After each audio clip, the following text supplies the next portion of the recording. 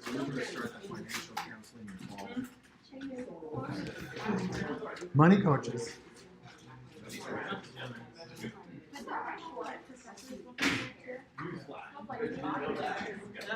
All right, let's look at a couple of examples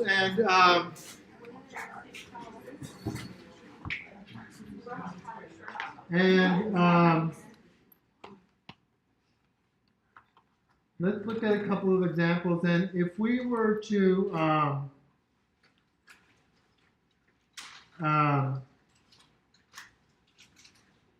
and this is just an example. Hopefully you have this in front of you. This is just a confirmatory factor analysis, so only a measurement part of the model, not a structural. Yes, I started the recording. Not a structural part of the model. It's only a confirmatory factor analysis, and what they are studying is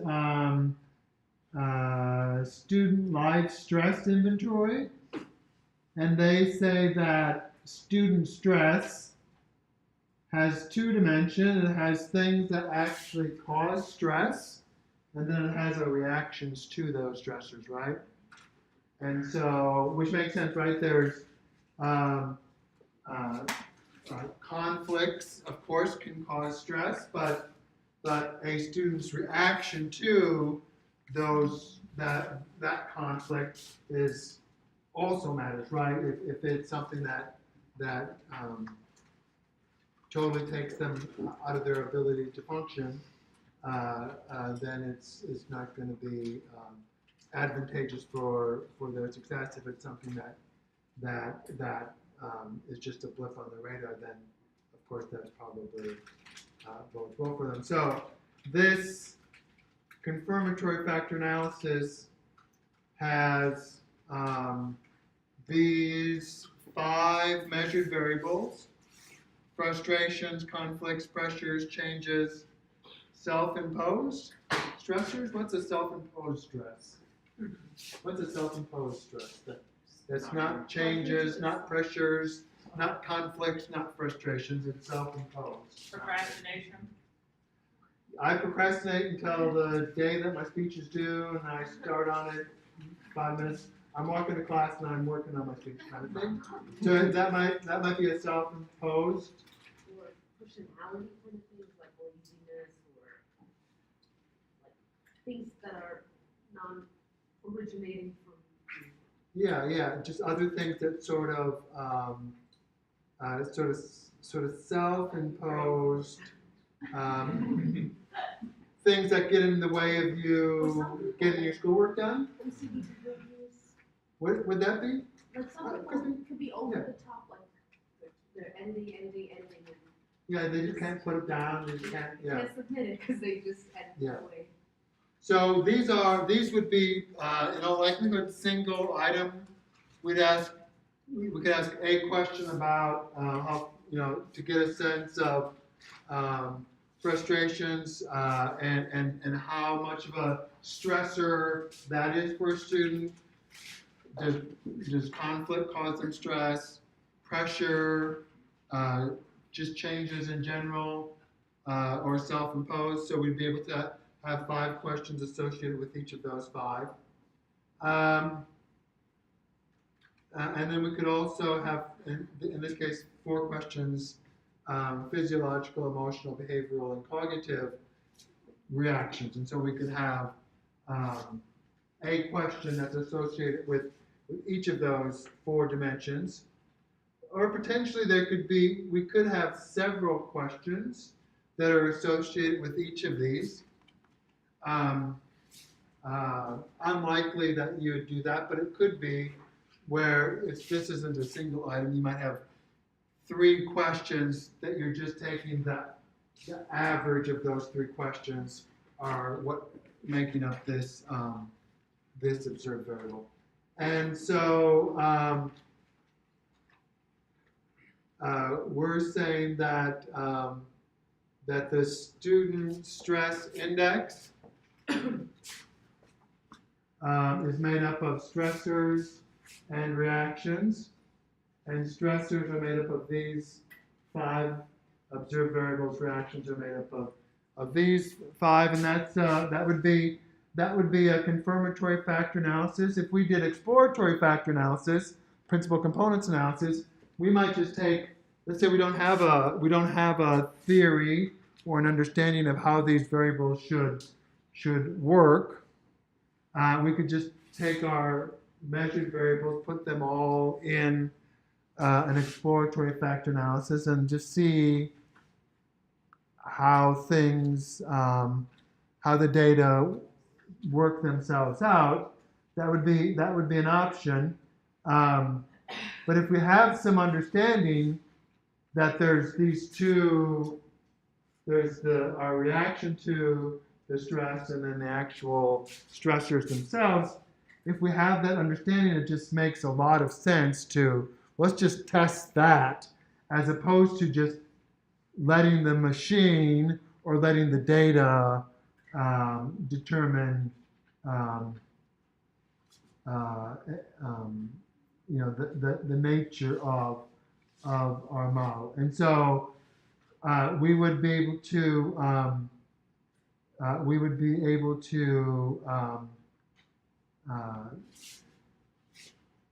test this fairly easily. And what we're testing, and again I'll get to this in just a minute. What we're testing is this is our mathematical understanding of, this is our understanding of the relationships that should be here amongst these variables, and then we test, does the data actually look like this? And it's not going to look exactly like this in all likelihood. But the question is, does it look close enough to this, where these 5 observed variables tend to be correlated with each other and uncorrelated with these, and these 4 tend to be correlated with each other and uncorrelated with the stressors. And so, just an example of a confirmatory factor analysis that would be something that you could easily run across in literature that you read. So, questions on CFA? You would have to have structural equation modeling software to do this. You can't do this in SPSS. So this is one that, this is Michael Kramer's data. This is something that he and I worked on a few years back. I don't think I was in the department at the time we were working on it, but it might have been something that we started before I left. This sort of looks like, this isn't very pretty to me. It seems like we have a whole bunch of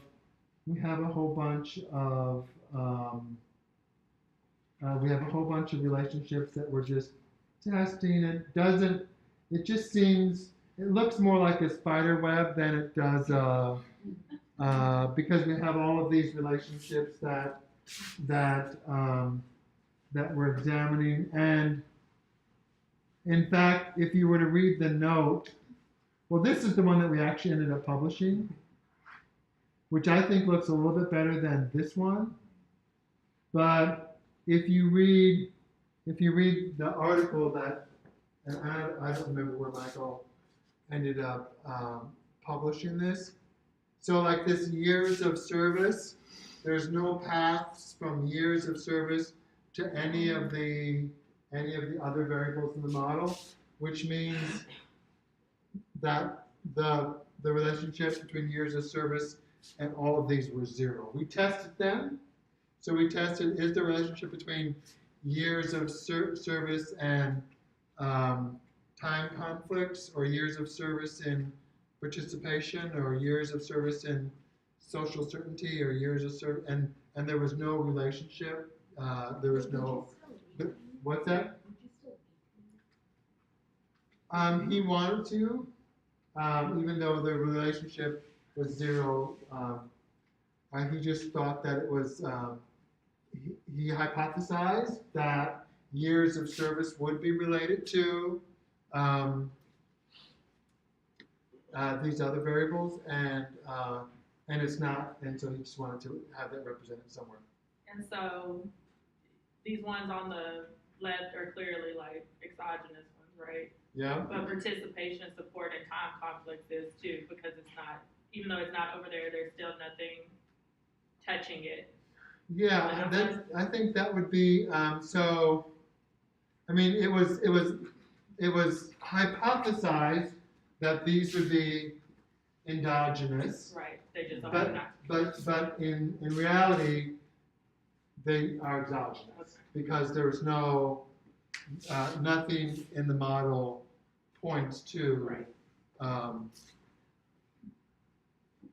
And so this is the one that we actually ended up publishing, and you can see that there was some changes that took place in the model, but the thing that we thought made it somewhat clear is we have these things that are internal to the individual community choir member, how they feel about leadership, whether they had friends, how friendly people were, friendships in the choir, how friendly they thought people were, how difficult the music was to, or the task was, how much time they had to spend on preparation, and how many years that they had been doing this. And we thought that those things would predict these two other internal factors, that is, how certain are you about your ability to perform the task, and how certain are you about your ability to socially engage with this group. And we thought those things should influence some outcomes. That is, how satisfied were you? How likely were you to recruit other people to participate? Your identification with the community choir. And we thought that these internal factors also influence those outcomes, whether you had a lot of time conflicts or participation, support amongst your family or the people that you were. Did they support your participation in the community choir? So these are. This is an example of a latent composite model where task certainty and social certainty and satisfaction, all of these are measured with multiple items, and we did that. We calculated the alpha reliability, and then 1 minus alpha reliability, or error, times the variance. So those we were a little bit more certain about the path. This is some data that he collected. I think it was actually before he moved here in Missouri as part of a community choir. I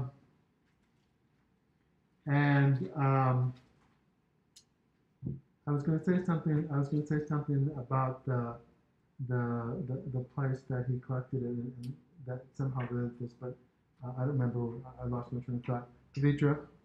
It being a late computation composite model, there's no direct, and there's no error, but. Yeah, I would say latent composite because we have this part where the latent composite part is where we have these composite variables that were a composite summation of several observed variables. And so we always don't have to show the observed variables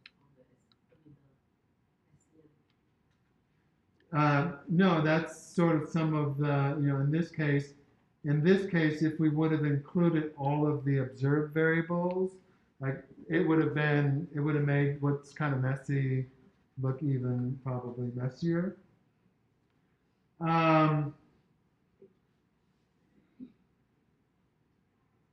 And in terms of, I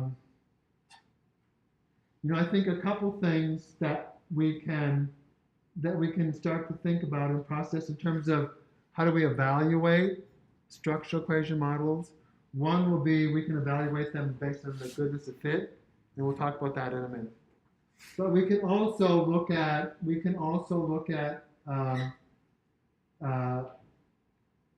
a couple other things. One of the things that probably would be most important to me is how strong is the argument that the researcher makes for the model that they're proposing? Or does it seem like it's a data exploration project where they didn't have a lot of strong ideas from past research or past theory about how the model should look, and so they just explored until they found something that seemed reasonable and also fit well. And so I think as you read the research, you should try to gain a sense for how likely is it that how strong is the argument for the model that's being proposed? How confident are you that this model is something that if anybody else who was in a similar area of research, they would likely come up with a similar model. And again, I think it can always be a little bit fuzzy, but that's one of the things that I would look for. I think another thing that I would always look for is just to what extent can we understand the phenomena that is being studied from the model, and if it's just a bunch of paths that go from every one of your variables to every other one of the variables, where looking at the model just doesn't allow us to gain any understanding. I think that would, for me, sort of be somewhat of a red flag. Some simple things. So these are all betas, meaning that they -1 to 1, but in some cases they can be outside that range, and usually they're outside of that range because of problems with the model. And so let's say if I reported, I told you that these are betas, not B's, betas, and this is 1.31. If I saw that beta coefficient, for me, that would be somewhat of a red flag. I'm not saying that it would be a fatal flaw, but I'd wonder. Usually betas are between -1 and 1. This model has a beta that's 1.31. That usually indicates that there's some degree of problem, and again, it would be a red flag that one would, if there were several, then I think that would sort of rise to the level of maybe being a fatal flaw, where we have coefficients that are just outside of the normal range. Why is that? Of course, if they don't report in these cases, you don't have the note here, but the asterisks just indicate a p-value. If the researcher doesn't report, if the coefficient is significant or not, that would be another potential concern. I don't think it'd be likely that you'd get something like that published, but you never know for certain. Can I ask a question? So those numbers are just like how much leadership is correlated with task certainty and so on and so forth. So what would just stop you from running a bunch of correlations? Like, why would you have to do SEM versus just, does that make sense? I mean, obviously, it seems Yeah. like it would take longer, but I don't know. So I could just do, I could throw all of these variables in one big correlation matrix, Yeah, and then, and like draw it, I don't know. yeah, you could potentially, you could do that. I think and I sort of, but the limitations would be of doing that would be, the limitations of doing that would be, you're really not testing, you're not testing this model, this Okay. communication model Okay. per se. You're just testing this set of relationships. In this case, we are able to remove the measurement error that's associated with our variables, and so we're able to see the relationship between preparation time and social certainty, sort of absent or void of measurement error, and you wouldn't be able to do that very easily with correlations. And I think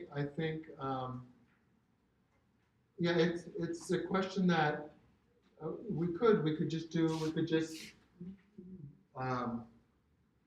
build a model that looks like this, run all of the possible correlations, and then add them in there. And that's it's Like I said, it probably just doesn't make sense to, but I was It doesn't. observing the fact that they are correlations, so I'm like, yeah, yeah, and so and of course we could get the correlation between this and this. It's not going to be the same as, it's not going to be equal to minus 0.27, right. because this is the correlation between this and this, with these also in the model and everything else in the model, and if we just did correlations, it would just be between this and this, and it's not considering all of the other pieces. So, yeah, I think it does, and that's why I'm sort of struggling answering your question. But it does seem like, well, why don't you just do correlations if those are correlations? It's a good question, and I don't have, other than, well, we just don't do that, which isn't a good answer, but it is.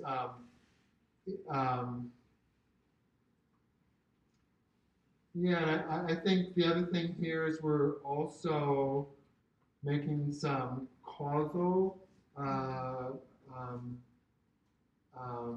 claims that we think this leads to this, and if we're just doing correlations, we just have, the causality part of that is not certain. It could be any number of, it could go in either direction.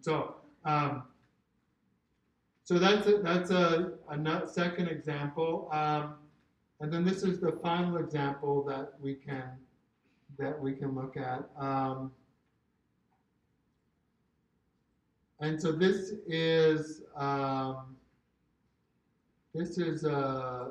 study, if you can't see it, from 2005. That's looking at the influence of presumed media influence on women's desire to be thin. And so the idea here is that this measured variable, how much, and these were all women, how much women self-report reading beauty and fashion magazines, influences a number of outcomes, and those outcomes are based on latent variables that are measured by a set of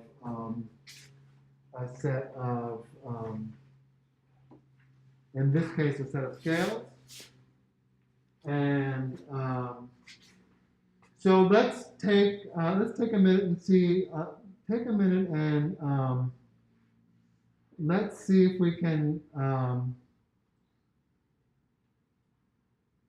Let's see if we can look at that model and make a couple claims about the influence of beauty and fashion magazine use on these outcomes. So study the different variables for a few minutes, and then we'll just see what we come up with in terms of what do we know about these variables that we didn't know before seeing this particular model.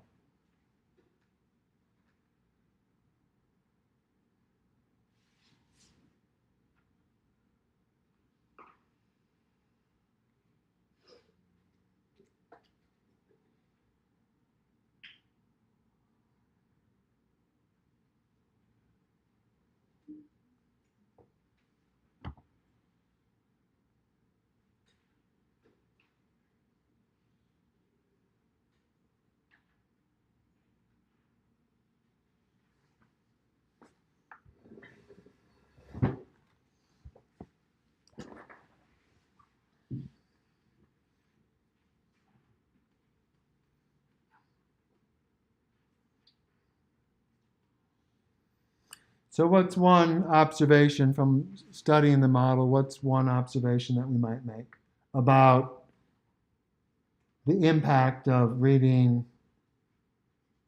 beauty and fashion magazines? It really impacts the prevalence of the thin ideal. In what way? Directly and Directly. indirectly. Directly and what? Indirectly. How does it influence it indirectly? Through perceived prevalence of ideas, perceived influence of self, to desire to be thin. Because they're all positive. Or through perceived influence of self. Both. I thought it was, it's the same beauty and fashion magazine so they perceive it to have more influence than it actually does on their desire to be thin? So you're looking at which one, the 0.15? And the 0.09. And so the 0.15 would be asking them, what's your perception of how much, right, these influence you? And there's the more you read, because that's what the beauty and fashion magazine uses, as that increases, I would just say as beauty and fashion magazine use increases, so does the perceived influence on self increase. Right. So people who read those magazines a lot compared to people who read those magazines little, people who read them a lot feel that it has a greater influence on them. They have a greater perceived influence. Is that? I was just comparing it to the desire to be thin. I thought it was interesting that magazine use, there's a higher correlation between that and the perceived influence than like the actual, how it actually influences their desire to be thin. This here one? No. 0.09 bottom. beauty and fashion So magazine this, used to people who desire to read be these thin. this kind of magazine have a greater desire. As that increases, they have a greater desire to be thin, right? But not as much as it increases the perceived influence. Yes. Yeah. Right. I just And thought that was why? interesting because they think they perceive that magazine use has an influence, but then it doesn't actually have as great of an influence on their desire to be thin.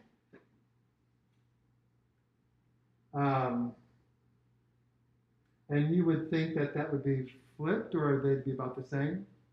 I don't know. I just thought it was interesting that their perception is different than the actual, Right. Yeah. That how they perceive it to influence them is obviously different than how it actually influences, or their self-report on how it influences. What else would we say? So the 0.18, how how do we interpret that 0.18? What does that tell? That's the relationship between, Fashion use and perceived prevalence of the So the more that they read fashion, beauty and fashion magazines, the greater their prevalence is towards like what it's actually like to be thin or the ideal thin person. yeah, so if you consume a lot of that media, you perceive that more people have that thin ideal, right? So you don't have to say these like the way William said it earlier. Whenever he was like, whenever you go up one level, that's not this, Yeah, because these are standardized coefficients. not the bait or. Yeah, they're not B's, they're Okay. standardized. So you could think of them as just the correlation, Okay. or the path coefficient probably would be the more common term to use in this situation. A couple things not related to the context here, but just related to the analysis. So these are all standardized coefficients, and I do see at least 2, 3 that are greater than 1. Right, this is 1.06, 1.19, 1.15. If I were a reviewer, I would need to understand what's going on there. Obviously, the reviewers that reviewed this didn't, or if they had that same concern, it didn't. It got answered. And then this is sort of one of the like we have this one here. So the path from perceived prevalence of the thin ideal to magazine is set to 1, and intensity is set to 1, and then both of these are 1, and then one of these are 1. One of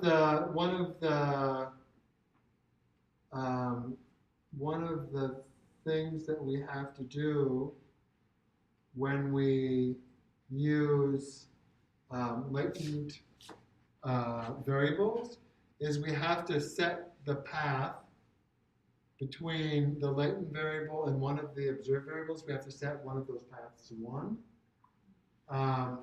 and it's a fairly it just has to be done, and the reason it has to be done is because we have to have some way to scale the analysis, and that's how we scale the analysis. And so you'll see that and when we look at an example here in a minute, you'll see that we just have to do that, which essentially takes one of the, it essentially is taking magazines out of the, because we're saying the path between the latent variable and the measured variable, we're setting that path to 1. So, and because we only have 2, that becomes somewhat problematic. Let's say we had 8 different observed variables, and we just have to set one of the 8 to 1. That is much less problematic because it just is not. It's 1/8 instead of 1/2 of all of the variables that we have to where we have to set the path 1. So if I were looking at this, I would be a little bit concerned about that. It wouldn't be something that they couldn't maybe fix. I'd want to know, well, why are both of these 1s? By chance, was one of these exactly 1 and the other one was set to 1? So if I were reviewing this, or if I were going to sort of assess this particular model, sort of just absent all the theory, that would be a place where I would start. Any other questions, William? So it, like like I've seen that this obviously, you can demonstrate mediators pretty well, but how do you demonstrate moderators? Because none of them have moderating. Yeah, so if we want to test moderating variables, we'd have to add that term into the analysis. And so we can test mediation easily enough, but we can't test moderation nearly as easy. You can do it, and we'll talk a little bit about that next week. And that we won't talk about it in the context of SEM, but we'll talk about it in the context of regression, which would apply to SEM. What's an example of a mediating relationship from this model? Mediating relationship? Yeah. Is the beauty and fashion used to perceived influence itself to desire to be thin? Right, and so Relationship. yeah, and so it's It exists strongest through, like Amanda said, it exists strongest through the perceived influence of self rather than the direct. right, and so there's a direct relationship between beauty and fashion magazine use and the desire to be thin, but there's also a mediated relationship between beauty and fashion magazine usage and perceived influence on self and desire to be thin. And we could calculate, and we'll look at this next week, we could calculate both what's the direct effect between this independent variable and this dependent variable, and then what is the indirect effect through, in this case, perceived influence on self, which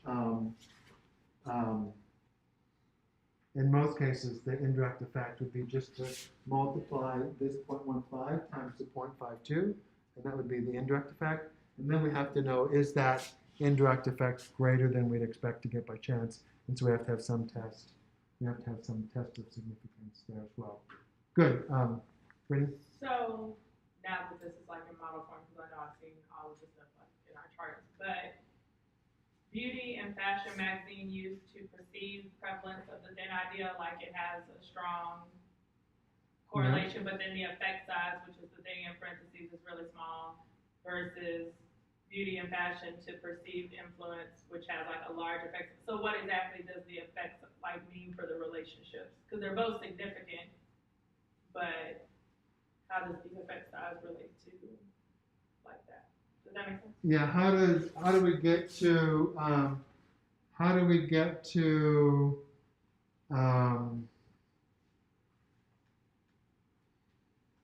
Because like it's 0.18, but it's stronger, but the effect size is small. and then it's 0.23, slightly larger. Or the 0.15 one that goes to the 0.28 that is large. Right? Yeah, but this is the R square for not just this to this, but this to this. Oh, okay. So it's the total, in total, how much of the variability of perceived influence on itself do we explain? 28%, but that's coming from 1, 2, 3 different independent variables. Does that make sense? Yes. Good question, though. Other questions, comments? I just want to ask, because initially when you were saying that beauty and fashion magazine use, one of the effects is to perceive prevalence of the thin ideal, but there's the very first kind of latent concept, but there's no relationship back to prevalence, right? Prevalence mostly an exogenous variable outside the first instance. Perceived prevalence is endogenous, only influenced by amount of use, right? There's no other variable that's impacting. According to these researchers in this model. And it might be that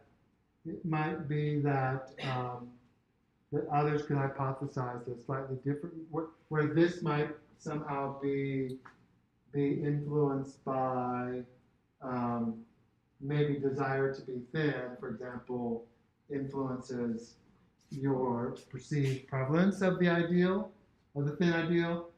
They didn't hypothesize that relationship, or if they hypothesized it to be zero because there's no relation, there's no path between the two.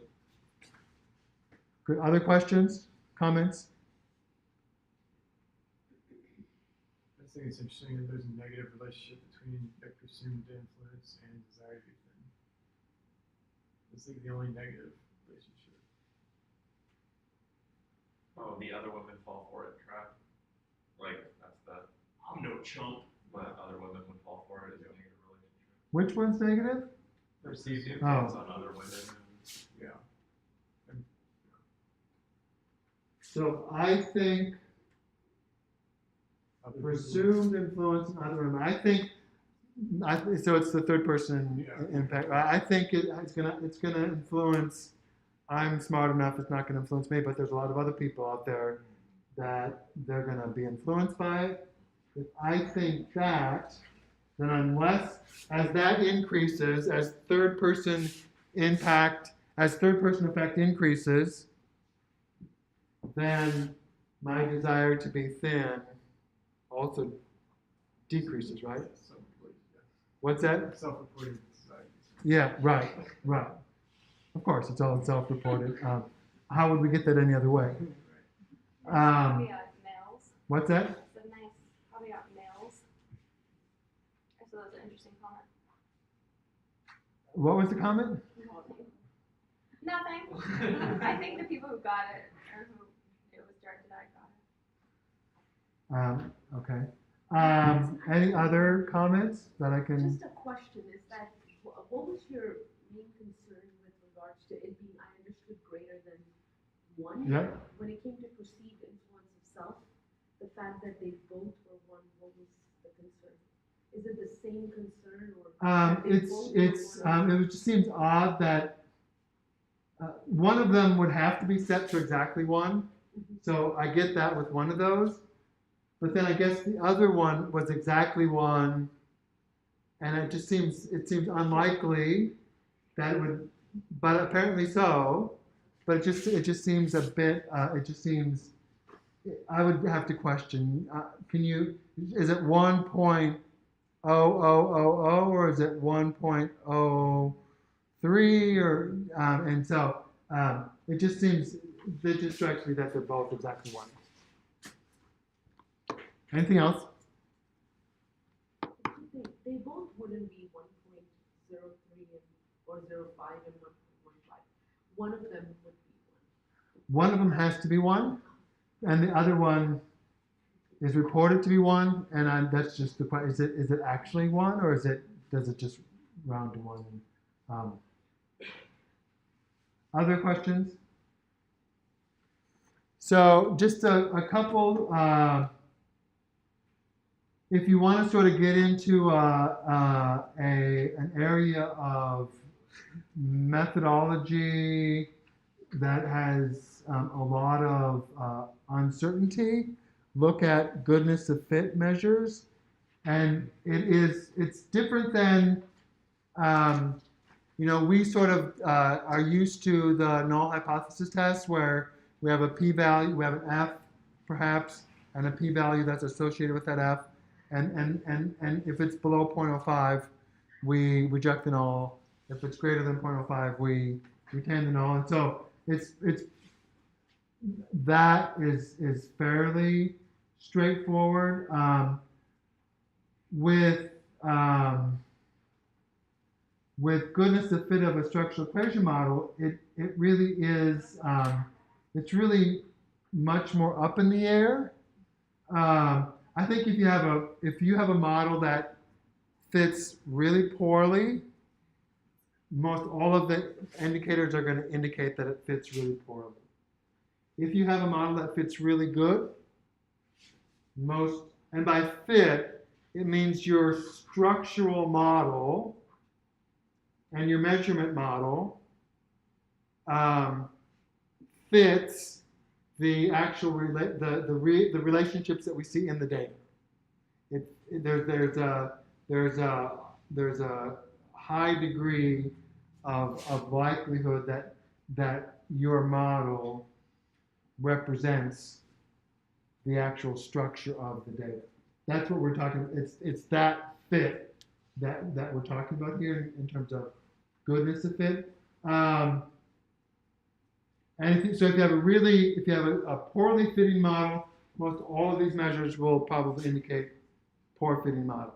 If you have a good fitting model, most all of them will indicate good fitting model. It's everything in the middle that causes all the problems.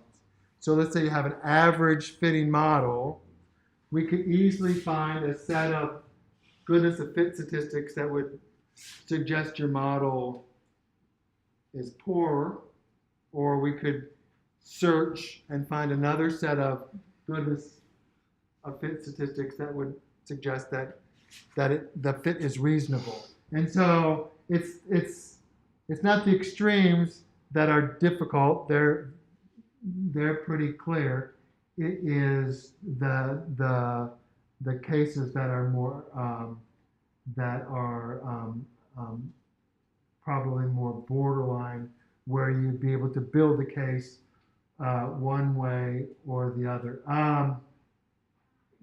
And so the goodness of fit statistics don't tell us anything about the relationship between your variables. It just tells us about overall, does the model fit the data? Then of course the researcher has to go on to look at the betas or the B's and the significance of each of those.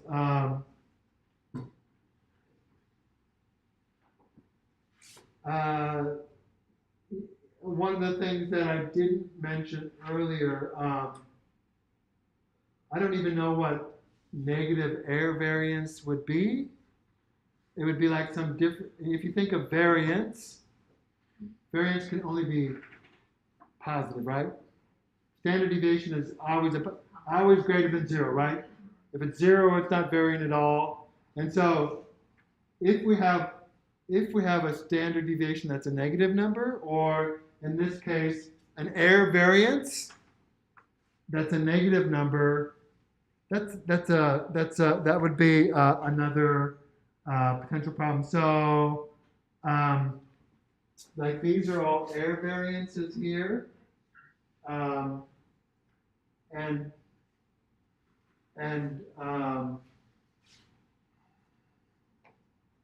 boy, some of those do look like they're negative numbers. You guys have this in front of you? Is this a negative 0.66? Or is that an equal sign in there? Is it an equal sign? Okay. Because the error variances should be negative, just like standard deviation. There'd have to be some other dimension because variance is only positive, right? It's not negative. And so if we have a model that has negative error variances or standardized coefficients that are close or greater than absolute 1, it should, as I've sort of suggested, particularly with the standardized coefficients that are greater than or close to 1, it should sort of signal a bit of a red flag that there might be some issues with the model. And then I give you a couple, your textbook gives you several more as well, sort of lists of potential fit metrics that you might use. The most common is chi-square, and you want the chi-square test to be non-significant. It's a very sensitive test though, and but some people are very adamant that if your chi-square is less than 0.05, then your model, you need to start over. Your model does not fit. Others say chi-square test is a bit too sensitive, and we might be able to have some flexibility there. But GFI is goodness of fit index. I don't give you all of the decoding for all of the acronyms here, but in this case, we're just looking at some set of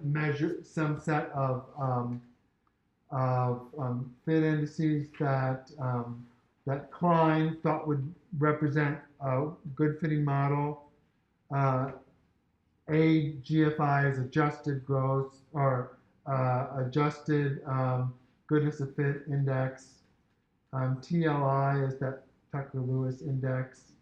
Root mean square error is RMSEA.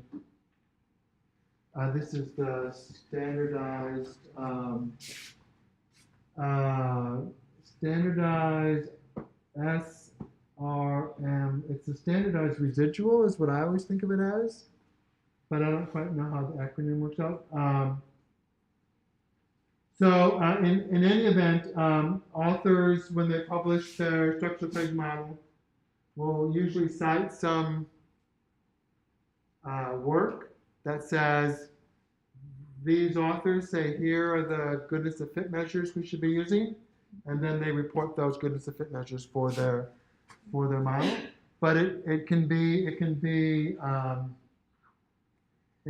kind of a wild west, because there's just a lot of different things that you can with Listerol. It probably gives you 20, maybe 25 different goodness of fit indices. Other programs give you a few less than that, or a few more than that, and so there's just a lot of room there for researchers to, again, on those sort of not the extremes, because they're either gonna the measures will all sort of point in one direction or the other, but it's the sort of the ones that are sort of marginally fit. You could potentially pick and choose a set of fit indices that could go either way, and that is somewhat of a challenge for readers to have confidence that the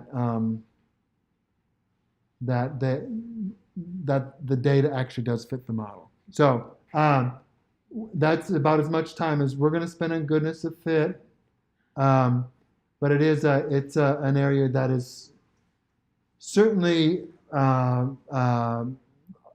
there's a lot of research that needs to continue to happen there, so we can have better measures, perhaps, or more certain measures of fit as we continue to do. As we continue to use structural equation modeling, but that tends to be done by, and a lot of times, mathematicians that do that kind of work for professionally. So,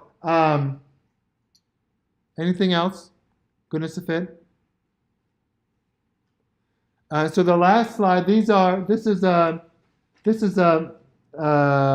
model that uses some variables that we've used over the past several weeks since the start of the semester, and this is just something that I tested. It seems to fit reasonably well. The chi-square is not significant. Well, it's 0.09, so in this case, not significant. The other measures that I indicate there are all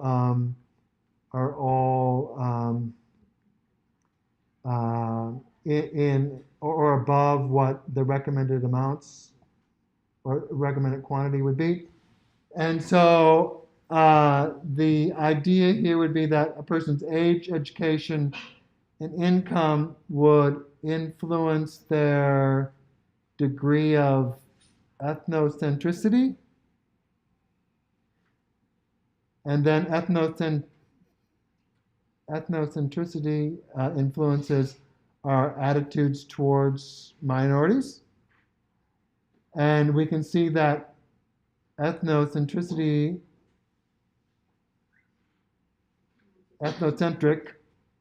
is made up of 4 observed variables, and minority attitudes is made up of 3 observed variables. And then these are all observed variables. So I have a total of 3, 7, 10 measured variables in this model. And this probably isn't anything that you'd ever get published or want to get published.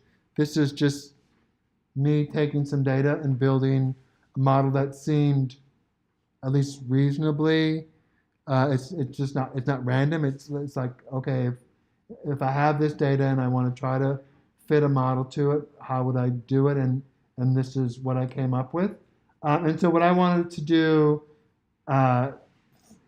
is just to show you really how easy it is to do this work, and just to make that point, so that I'm not going to ask you to do a structural equation model as part of this class, as I said earlier, but as you continue to do research, if this is something that you want to do, that there's no reason why the software or the difficulty of doing this should not be a bar to you not doing it. And so I want to, if nothing else, make that point. And so the way that the software that I use is free, and so cost would also not be a bar.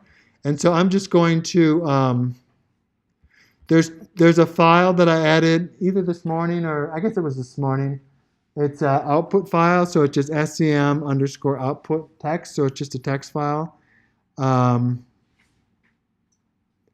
you can pull that file up, and it has everything in it that we're going to look at here over the next few minutes. And so if we were going to, if I was going to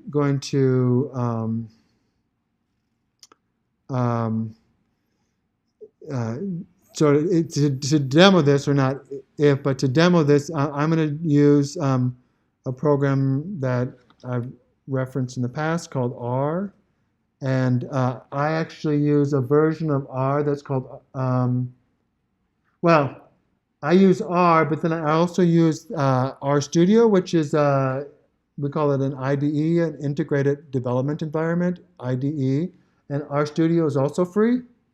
And so if you ever decide you want to learn R, you should download both RStudio and R, because the Integrated Development Environment makes learning R a lot easier. You can do it with just the R console and a text editor, but it just makes it, trust me, it will make learning R a lot easier if you get free RStudio. So when you go to RStudio's website, they might try to sell you a service plan or something, but you don't have to, you just get the free. You don't need a service plan. And the service plan is like crazy expensive, like $9,999 a year. Maybe that's for, but the free does exactly the same thing. You just can't pick up a phone to call somebody. So, and I'm not going to spend any time talking about how to use R, but what I'm going to do is just a couple things quickly. So there's a bunch of different free. So all of the libraries in R, it's hard not to say something. All of these user libraries in R are libraries that, for the most part, people build because they have a need to, they want to use it for their research. And so they build a library that will allow them to do something, and then they publish it, and then anybody else who wants to use it can use it. So it's an eco environment that is very active. Millions of people use the software, and a lot of developers are using the software. The SEM library that I use is called, I guess it's LAVAN, L-A-V. So it's an acronym. LA is latent, LA is latent, VA is variable, AN is analysis, and so it's just the first two letters of each of those words is the name of the library. And so that's the one I've used. It's the most straightforward. And we have to get our data into R, and RStudio actually allows you to import from SPSS, and you just would point your browser to your data, and you could do import, and you would import your data, and you'd have your data that would show up in RStudio. And so that's something that you'll have to spend a little bit of time sort of understanding how those objects work within R. But the part that I want to focus on for the next few minutes is just the model itself. And so there is, you just build the measurement model and the regression model or the structural model. And the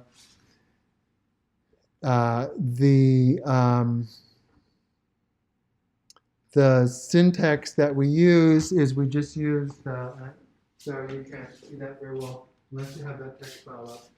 We just do what is the dependent variable, and then we use a tilde. Is that what that is?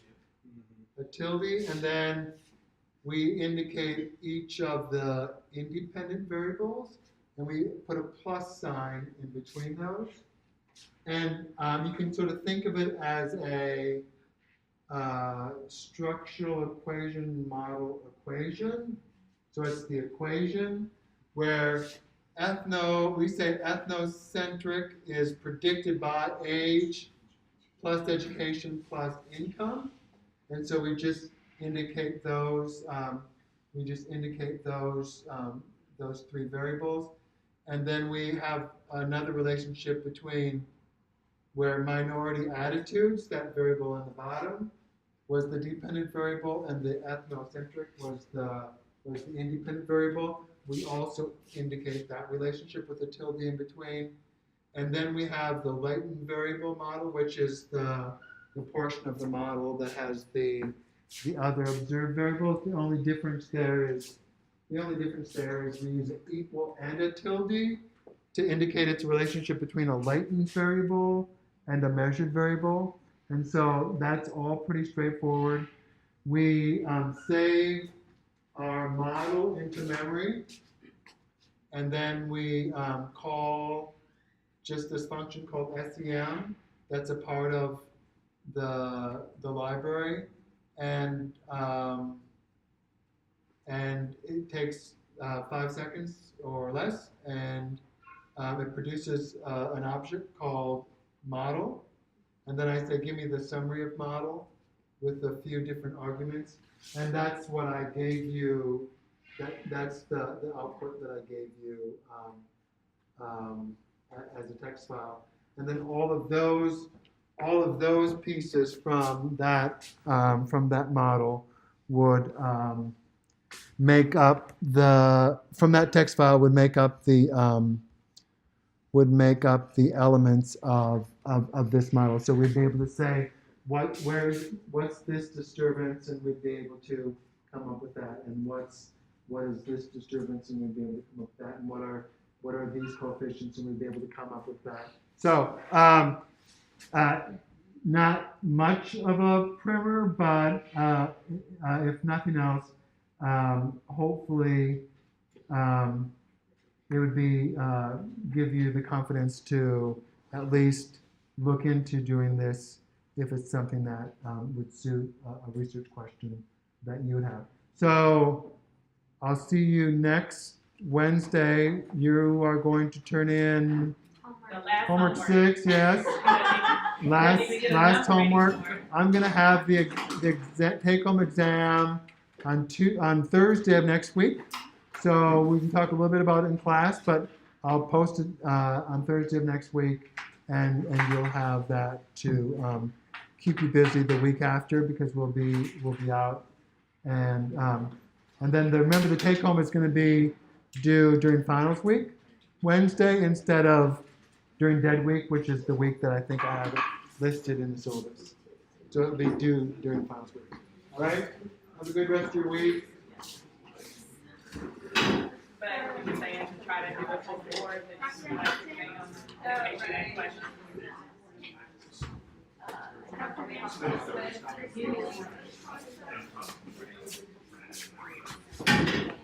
Otherwise, you're gonna get stacked. So we're not taking